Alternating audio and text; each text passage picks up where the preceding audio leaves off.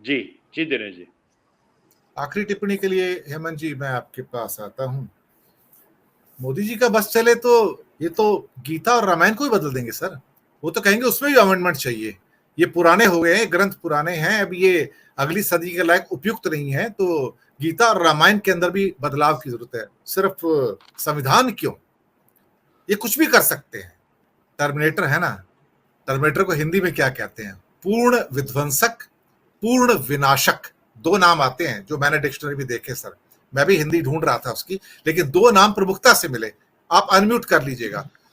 पूर्ण विध्वंसक और पूर्ण विनाशक, वो इन नामों को साकार कर रहे हैं भारत में। मैं आपको बताऊं, हर रूप में साकार कर रहे हैं। हेमंत कुमार जी। अभी मैं दिल्ली में हूँ, तो वो मुगल गार्डन जो है वो क्या कौन गार्डन हो गया अब? अमृत, ऐसा ही कुछ नाम दे दिया गया है उसको। अमृत उद्यान। हाँ, अमृत उद्यान। हाँ, अब ये सही। तो लेकिन सर वो मैं एक दिल्ली बात में, है सर, वो ब्रिटिश लेगेसी है सर, वो तो गुलामी दास्ता की निशानियां हैं। जो गार्डन है वो तो लॉर्ड कर्जन के टाइम से बना हुआ था सर, वो तो दास्ता की हाँ, निशानी सुनने में आया है। वही तो मैं कह रहा हूँ कि जो आप जो चीज कह रहे हैं, जो टर्मिनेटर जो सोचता है, जो करता है, उसी के बारे में मैं कह रहा हूँ। तो ये इस तरह भिड़े हुए हैं कि इनके मन में कब क्या आ जाए, कब क्या कर दे। अब अभी वो पुरुषोत्तम जी वाली किताब पे पढ़ रहा हूं, कौन है भारत माता। तो उसमें ज्यादा नेहरू जी पर ज्यादा वो फोकस्ड किताब है। तो उसमें ये बहुत कंसिस्टेंटली इस बात को लाया गया है कि कैसे नेहरू को समझिए कि ये पूरा संघ परिवार है, वो एक तरह से सड़क छाप नेता बना देने के लिए तुला हुआ है। तो आप समझिए कि क्या हो रहा है। जिस व्यक्ति ने इस देश के नवनिर्माण में इतना बड़ा योगदान दिया, उसको एक सड़क छाप नेता के रूप में परिवर्तित कर देने के लिए जो पूरा संघ परिवार लगा हुआ है, पूरी बीजेपी लगी हुई है, वही बीजेपी जिसके नेता अटल बिहारी वाजपेयी, प्रधानमंत्री नेहरू जी की तारीफ में और प्रधानमंत्री इंदिरा गांधी की तारीफ में बहुत कुछ कह रखा है उन्होंने, और वो सब रिकॉर्ड पर है उसी बीजेपी के। तो हमारे कहने का मतलब ये है कि ये सब कुछ बर्बाद करने की दिशा में आगे बढ़ रहे हैं, और हम इस बात से सहमत है कि ये जो कुछ कर रहे हैं वो कुछ प्रयास नहीं कर रहे हैं, बल्कि ये सोची समझी रणनीति के तहत ये हो रहा है कि ताकि जो संस्थाएं हैं उनको वैल्यूलेस कर दिया जाए, उनको अप्रासंगिक कर दिया जाए, और ये दिखाया जाए कि इन चीजों की कोई जरूरत नहीं है, सबकी गरिमा को खत्म कर दिया जाए। और गरिमा में कौन है, आदरणीय कौन है? तो बस एक मोदी जी आदरणीय है, बाकी सब जो है वो आदर के लायक है ही नहीं। अभी जो ये नीतीश कुमार जो मुंबई में जो उन्होंने कहा कि उन्होंने फिर रिपीट किया कि ये फिर चुनाव कभी भी हो सकता है, तो जाहिर सी बात है कि आशंका ये सामने है कि ये कुछ भी उलट पुलट कर सकते हैं। इन्होंने संसद का सत्र बुलाया है, special one nation one election वाली बात जो कर रहे हैं, तो ये चुनाव टाल भी सकते हैं, चुनाव पहले भी करवा सकते हैं।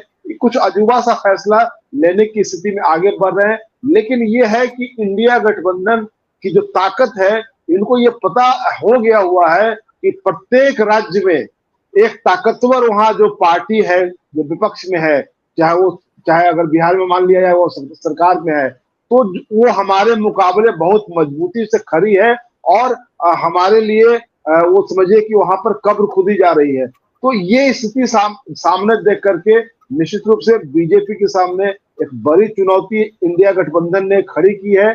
और ये आगे जो बढ़ेगा, जो मैंने पहले भी कहा कि जो अब रैलियों का जो दौर शुरू होगा, तो निश्चित रूप से देश का माहौल जो है काफी वाइब्रेंट होने वाला है, और इनके चाल लेने से ये देश लड़ेगा इनके खिलाफ। इस देश ने कभी सरेंडर नहीं किया है किसी भी, चाहे इंदिरा गांधी की निजी तानाशाही रही हो या इनकी सांस्थानिक तानाशाही, किसी के सामने यह देश कभी झुका नहीं है।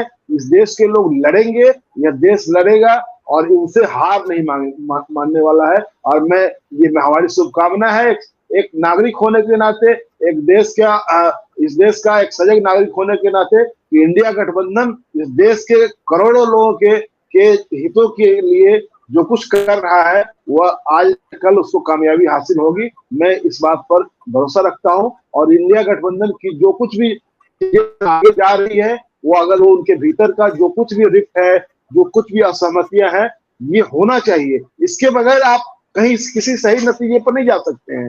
अगर आपके भीतर असहमतियां नहीं है, असहमतियों की को सुनने की ताकत नहीं है, तो आप कैसे आगे बढ़ेंगे?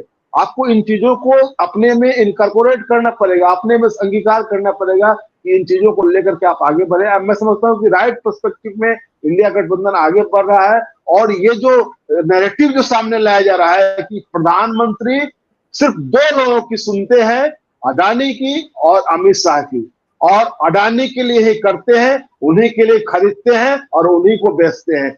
ये नैरेटिव जो है ये पूरे देश में सेट हो गया हुआ है, सब लोगों के कान में ये आवाज गूंज रही है, और ये मोदी जी को खतरे की घंटी सुनाई दे रही है।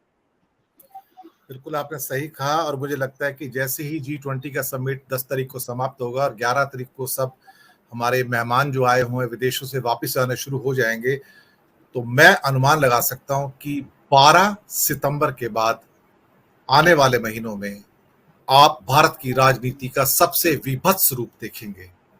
विभत्स काल का प्रारंभ होगा, ये मैं डेफिनेटली आपसे कह सकता हूं।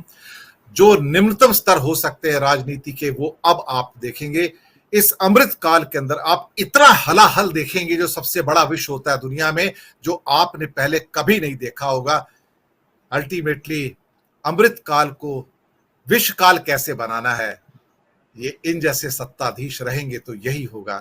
काश इस देश का सौभाग्य होता और ऐसे सत्ताधीश होते जो बाबा साहब आम्बेडकर, पंडित नेहरू, महात्मा गांधी, राजेंद्र प्रसाद के कदमों पर चलते, तो देश आज गर्व से सर ऊंचा करता था। लेकिन कहते हैं प्रकृति का अपना चक्र है, उस चक्र से कोई मुक्त नहीं है। मोदी जी आप भी मुक्त नहीं हो, ना ही मुक्त हो पाओगे, आपको भी एग्जम्पशन नहीं मिलेगी। क्या कहते हैं ना, हर ऊंची चीज कभी ना कभी पहाड़ के नीचे तो आ ही जाती है, हर ऊंट पहाड़ के नीचे आता है, उसे तब महसूस होता है। आप भी अपनी बारी का इंतजार कीजिए, कोई बहुत ज्यादा दूरी नहीं है, जाना सबको है, आपको भी जाना है, ध्यान रखिएगा। शुक्रिया आपका हेमंत जी, अनिल जी, और अनिल जी आपका बहुत बहुत धन्यवाद। आप आए और चर्चा को सार्थक बनाया, शुक्रिया।